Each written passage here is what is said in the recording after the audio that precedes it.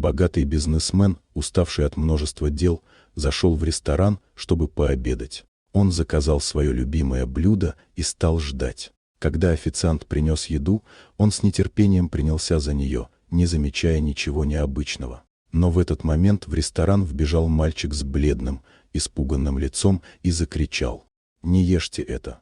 Все в ресторане замерли, а бизнесмен, не понимая, что происходит, остановился и посмотрел на мальчика. Мальчик, обратившись к нему, сказал: «Я видел, как что-то подсыпали в вашу еду. Через окно. Я уверен, что это яд».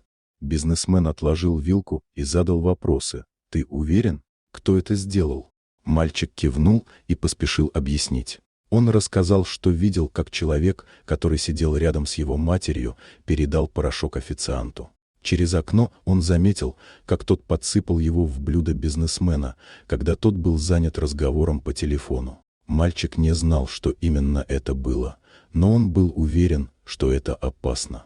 Поняв, что ситуация серьезная, бизнесмен сразу позвал официантов и сообщил полиции. Однако, несмотря на то, что это выглядело как немалый сюрприз, он не мог не заметить странности в поведении подозрительных людей в ресторане. Один из них пытался улизнуть, но был остановлен сотрудниками заведения, а другие пытались давить на мальчика. Полиция вскоре прибыла на место и после допросов и проверки выяснила, что конкуренты бизнесмена организовали попытку отравления, чтобы устранить его с рынка. Несколько человек, среди которых были и работники ресторана, были задержаны.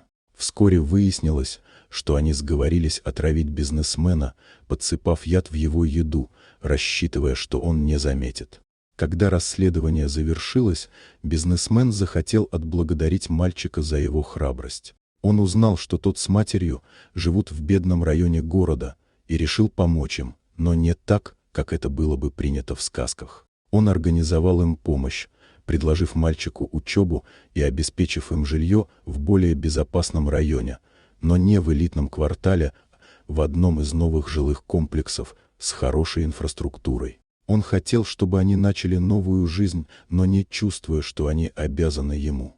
Мальчик и его мать были благодарны, но по-настоящему удивились, когда поняли, что этот поступок был не актом жалости, а именно заботы о будущем. Бизнесмен также предложил мальчику стипендию, чтобы тот мог учиться и стать кем-то большим, чем просто ребенком из бедного района. Хотя все завершилось благополучно, бизнесмен задумался.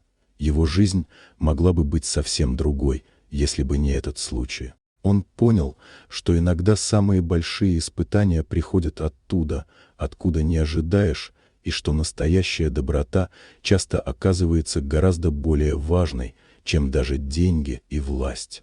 Вот такая удивительная история. Дорогие друзья, если вам понравилось видео, поставьте лайк, а также подписывайтесь на канал, где найдете еще много интересного.